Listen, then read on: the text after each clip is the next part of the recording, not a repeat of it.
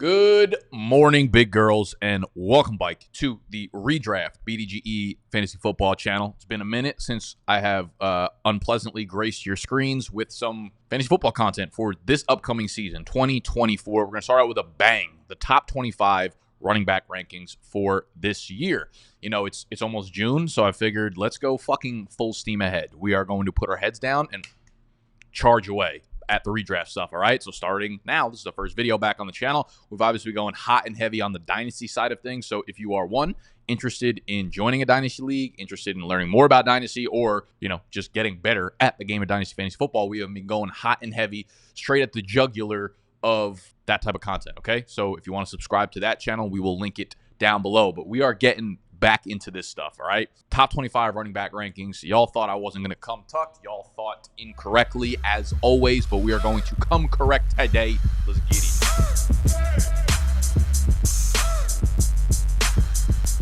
it. Don't say nothing about my sweat marks. I just walked 35 blocks to the office, and it is not cold out today. So the way this video is going to be structured is this. Rather than going through and talking about every single running back in the top 25, I'm going to list the 25, but we're only really going to get in depth on the guys that I am much higher or lower on than ECR, expert consensus rankings per fantasypros. And these are broken down into tiers. So the tier one, as should be everybody's tier one. There's no point about yapping about this. It's C-Mac as the RB1. Okay, my next tier is four guys grouped together. We have Bijan, we have Breece Hall, we have Jonathan Taylor, we have Jahmyr Gibbs as the 2, 3, 4, 5, all in the same tier together, all excellent running backs, all have crazy upside, all are really explosive and young and great and awesome and fun and cool, right? Those are the top five right there. We got C-Mac, Bijan, Breece Hall, Jonathan Taylor, Jahmyr Gibbs, and whatever order you want to do it, as long as C-Mac is the one for you. Then things get a little bit spicy as we enter tier 3, okay? So I have Saquon Barkley as my RB6, the exact same ranking as everybody else in ECR. I have Derrick Henry as the RB7, 2 spots higher than ECR. He goes over to Baltimore where, listen, I get it. Derrick Henry's getting a little bit older. You think he's maybe lost a little bit of explosiveness, but I would argue that, you're going to lose a little bit of juice in that offense. There's nothing inspiring going on over there. The offensive line has been terrible over the last few years. You're going to get rejuvenated in an offense that just allowed Gus Edwards to run for 13 touchdowns, okay? And we're talking about King fucking Henry behind Lamar Jackson. So, yes, I am officially at this price in on Derrick Henry out there in Baltimore, but we didn't even want to stop on him. We wanted to stop on the last guy in this tier, and that is achane. RB8 for me, 5 spots higher than consensus rankings. Now, listen, bro, when I said we were going for the jugular, this was what I was talking about. We want fantasy football to be fun, and I don't know of a more fun, enjoyable pick than Mr. Achane out there in Miami. He is just electricity in every sense of the word, and people will always cite his size as to why he's going to be injured. Injuries happen, man. Look at every single player before him, around him, above him, below him. They've all been injured. They've all had high ankle sprains. They've all torn ACLs. They've all had broken, it just happens to every running back. And Achane has proven to the degree of most of these other guys that he can handle a big workload dating back to college. So I'm just not going to try to predict injuries. I don't care that he's small. He's also proven that he can handle a big workload. And Miami and Mike McDaniel's proven, one, that I don't know that they're going to give him a big workload, and he 1,000% doesn't need that type of workload to get him injured to get the fantasy points that you need. I know people know how good he was last year, but I want to dive a little bit deeper into it to make sure that it is cemented into your soul. Achane appeared in 11 games last year as a rookie. One of them was the first week that he appeared. He missed week 1. Week 2, he played just 10% of the snaps. And week 11, he played 4% of the snaps because of the injuries. So I want to take those two out of the equation for relative sakes, right? For games that we actually expect to be part of his resume going forward. So we're talking about 9 real games, okay? And in those 9 games, he went over 25 PPR fantasy points in 5 of them. I know everyone remembers the massive game against Denver and maybe a game here or there. 5 out of the 9 games that he played a normal workload, he went over 25 PPR points. He averaged 21 PPR fantasy points per game over the course of the season in those 9 games. That is elite. That is league winning, right? When we talk about league winning type running backs, we want to talk about the guys that can go over 20, that can score 25 a game. Those are the dudes that get you into the playoffs undoubtedly. Yes, the durability concern, sure, if you want to have him, but I feel like if we're going to pass on him in this offense right now, it is the perfect storm to get him. That might mean that you're passing on a 2010, 2013 Jamal Charles type season. And I get it. Raheem Mostert is going to be there. He's under contract. They brought him back in. He's going to be a part of that offense. And it was hard to tell what the real split was going to be last year because of the injuries that happened to both of them. And we never really got like our fix of both of them on the field together at the same time after having like a month of healthy games together. But I'd imagine as Achane moves into his prime, Mostert gets older, like we'll see the flippening happen. Also, like on that note, Raheem Mostert is like an 8th or 9th round pick. I'll be drafting both of them. Like, I don't mind getting both of them on my team and going Achane first and maybe seeing it play out, et cetera, et cetera. So, like, if you want to handcuff. And I get it. Jalen Wright is cool. But, listen, he absolutely has flaws as an inside runner. He was a 4th-round pick. I think he's more of, like, an heir apparent to Raheem Mostert than he is a real threat to anyone's workload right now in this offense. When you look at Devon Achane's just efficiency on a per-carry basis, on a per-touch basis last year, true yards per carry, number 2. Yards per touch, number 1 in the NFL. Juke rate, which is Player Profiler's elusiveness rating, number 3 in the entire NFL. Breakaway run rate, number 1 in the NFL. Yards created per touch, number 4, which is also another metric for efficiency. Production premium, number 1. Expected points added, EPA, number 1. Like, there was nothing that this man missed on. So people are just going to fade him because of his size or his durability concerns. But if you're wrong on that, which you will never be able to predict, you are going to eat a lot of shit this year in fantasy. Devon Achane is a certified game breaker, all right? A CBD, a CDB. CBD is not that. They're all wrong. CGB, consumer good product. The next guy up on this list, I have Kyren Williams, okay? He is my RB11. He's in the next tier. So the next tier is 5 more guys, right? Devon Achane was RB8. We have Travis Etienne at RB9, 1 spot lower than consensus. Isaiah Pacheco, RB10, who I love, who I thought I was going to yap about because I thought I was going to be a lot higher on consensus, but turns out ECR also has him at RB10. Then we have Kyren. I have him as RB11. ECR has him 4 spots higher, all the way up at RB7. Then we have Josh Jacobs at RB12, which I have 1 spot lower than consensus. I have James Cook 2 spots higher than consensus. So let's start with Kyren Williams. I'm going to keep it a buck. I don't really have great logic or reasoning behind this one like I do for most of the other guys that I'll talk about in this video. Other than that Blake Corum pick, man, it made me a little bit uneasy. Like if Blake Corum didn't get drafted here or even they went with like a day 3 running back instead of a round 3 running back, Kyren is probably like a top 5 pick overall, or top 5 running back, I should say, in fantasy this year. He was incredible last year, and when McVay trusts a guy, like he lets that dude eat. After the draft, the Rams GM Les Snead comes out and says the Blake Corum pick is so we don't just totally run down Kyren Williams. Now, I still think Kyren's the 1A there for sure. Again, like I still have him ranked as an RB1, but I just think the concerns of drafting a 3rd-round running back into that situation that plays extremely stylistically similar to him is a little bit of a red flag for me. Do we start to see entire series that Kyren Williams takes off, that Blake Corum fills in? What happens on the goal line? I know Kyren Williams was fucking incredible on the goal line last year. What happens in the passing game? Like, these are questions that I think are reasonable to have. If you're knocking them down to like RB15, RB18, RB20, I think, you're getting a little OD there. RB11, he's still an RB1 for me. I still want the guys that I feel super, super confident in are going to be workhorses over him. Like, again, I have Pacheco in that crazy high upside offense, Travis Etienne, who's a 3-down workhorse, and then the guys like Achane who have insane fucking upside. I get it. Some people are going to disagree with this. That's just me. I just feel like Blake Corum is a good enough runner where the problem that McVay's had with running backs in previous years is that he just doesn't trust those types of guys. Like Cam Akers, cool, athletic, makes a ton of bad reads. And there's just been a lot of bad runners in that offense that McVay finds trouble trusting in, where Blake Corum is a dude, maybe he doesn't have the high upside athleticism, again, similar to Kyren Williams, but Blake Corum, that motherfucker doesn't miss a hole. He never makes wrong decisions. And again, I've gone deep on this on the Dynasty channel. So if you're new to the Dynasty channel, or if you want to learn more about like the rookie prospects, watching film and stuff, go subscribe over there because we've talked a lot about Blake Corum. Blake Corum is a dude that he will not read anything wrong. He will get what is given to him. He is a shifty player. He has incredible vision. And that's where I feel like McVay starts to be comfortable, right? And it's crazy because I think another aspect of this pick is I try not to read too much into this because Kyren Williams coming out as a college prospect, like the 2 things that he was phenomenal at were pass catching and pass blocking, despite his size and stature.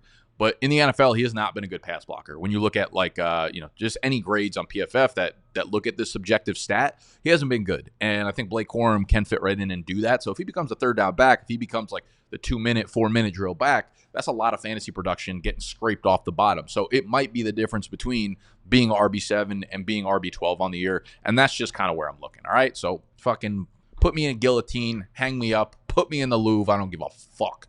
Next guy up on this list, he's only 2 spots higher in my rankings, James Cook, at the bottom of this tier. When I originally made the rankings, I was like 4 spots higher on him, so I did a write-up on him, so we'll just fucking dive in and yap anyways. I got James Cook as my RB12. ECR now has him at RB14. They had him 15-16 beforehand. In my opinion, James Cook should be given every opportunity to rip again. Like, he was fucking incredible last year, 4th in the NFL in rushing yards, 8th among running back and receiving yards, and once Ken Dorsey was fired following week 10, like, Joe Brady came in as the OC, came out and he made it very clear. There were many interviews that I saw made it very clear that they were just going to take the simplistic route on offense and use James Cook more and more and more in the passing game. And Cook's numbers just went bonkers over those last 7 weeks once Ken Dorsey took over. Like, you could see the splits here. Production, receptions, targets, receiving touchdowns, rushing attempts went up. He continued to get more and more and more and more and more and more involved in this passing game as the year went on. And now you're talking about a 150 target per season guy in Stephon Diggs not being there anymore. I also look at, like, it makes sense with Joe Brady because you look at his resume. Before Buffalo, he was the OC in Carolina in 2020 and 2021.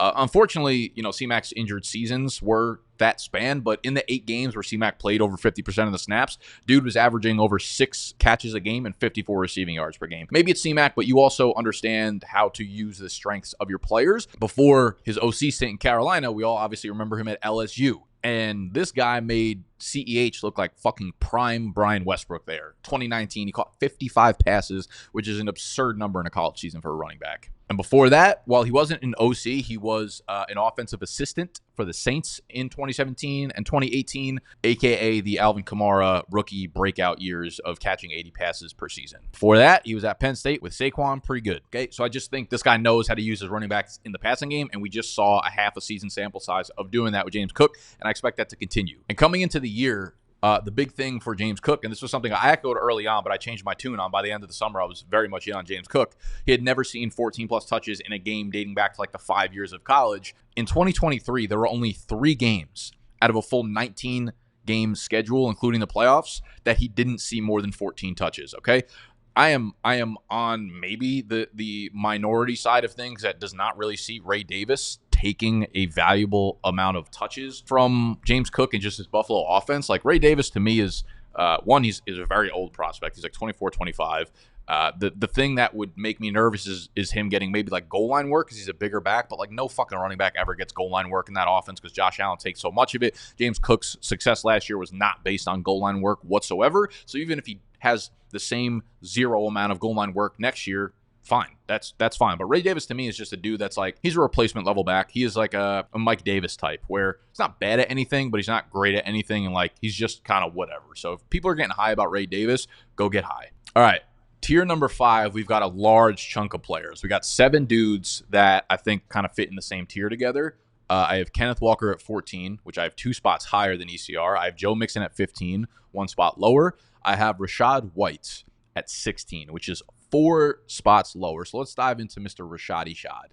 I was a huge advocate of Rachaad White coming out of college. Like, if you watched my Dynasty content at the time, you probably ended up with Rachaad White on your Dynasty team. I drafted him in the 2nd round of rookie drafts anywhere I could, but he has become, and I shouldn't be surprised about this, kind of exactly what I thought he was going to be out of college. That is a great athlete, a great pass catcher, but very unrefined on the ground. He's just not effective, and that has become the case in Tampa Bay. Like, last year, he finished 14th in rushing yards in the NFL among running backs, despite seeing the 2nd most carries. Here are some ranks from last year. His true yards per carry rate, 57th. Yards per target, 33rd, despite having the 4th most receptions. His elusiveness rating overall, 32nd. Yards after contact per attempt, 46th. Breakaway run rate, 2.2%.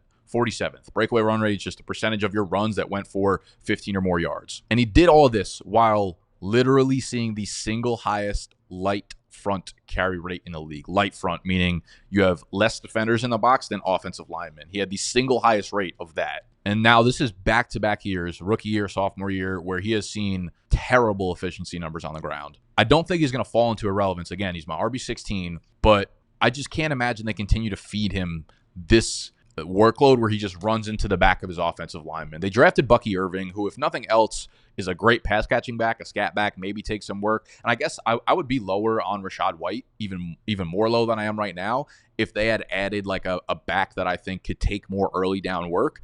Bucky Irving's fine. He's an undersized back. He is relatively explosive. Everyone was like, he's so fucking explosive. The guy's like fucking 190 pounds, ran a 4.55. He's not that explosive, so get over yourselves. Bucky Irving can run the ball. They can give him some workload. I don't really see him ever getting more than like 8 to 10 touches a game, but maybe that's enough to scale back Rachaad White's workload to the point where, you know, if these efficiency numbers continue to hold their offense back, they look elsewhere. And I could be wrong here. This feels a little bit like the James Conner argument, where it's like, you know what, you're not efficient over a long period of time. They're eventually going to replace you. But they haven't, all right, which will lead us to the next few guys, all right? We've got David Montgomery at 17, right underneath Rachaad White, which I actually have 2 spots higher than ECR. I got Alvin Kamara at 18, 1 spot lower than ECR.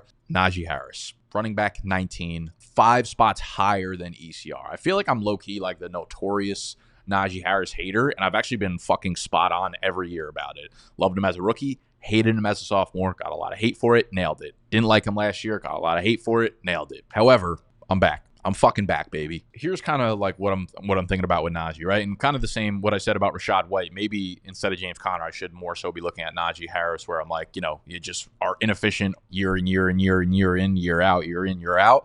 They'll replace you. Ain't gonna happen. So they bring in Arthur Smith. They bring in hopefully a functional quarterback in Russell Wilson or Justin Fields. And now that Kenny Pickett is not leading this offense, they're going to be able to operate and sustain drives. They draft another offensive lineman with their first-round pick. So you're talking about back-to-back years of investing into first-round offensive linemen. And last year, surprisingly, they were actually number 11 per PFF in overall run-blocking grade. Pass blocking, another fucking story. This is a clear rebuild of the offensive line, but they were there when it comes to run blocking. So when I look at Najee Harris, the workload that he's gotten year in and year out, he has seen 280 touches or more in all 3 of his NFL seasons so far. They did not pick up his 5th-year option. It doesn't mean that he won't be a Steeler next year, guaranteed. Like the Raiders didn't do it with Josh Jacobs and then brought him back in with the tag afterwards because he played so well.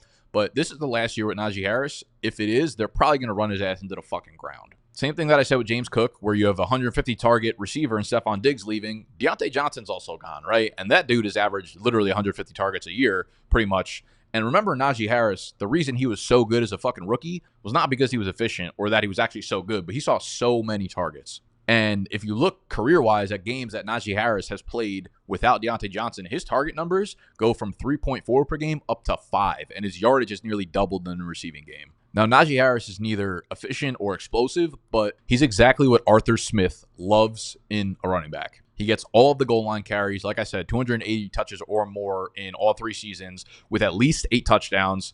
It's uninspiring, but to grab him all the way down at running back 24, 25 as your RB2, 3, in my opinion, that's a pretty fucking easy draft pick. All right, so Najee Harris, RB19. And to wrap up this tier, I have Aaron Jones as my RB20, 2 spots lower than ECR. And we have the last tier, all right? Tier 6, 5 dudes together. That'll be 21 through 25. We have DeAndre Swift at 21. I'm 2 spots higher than consensus. I just think attaching him to the Chicago offense that should be really, really good this year with Caleb and Rome and Keenan.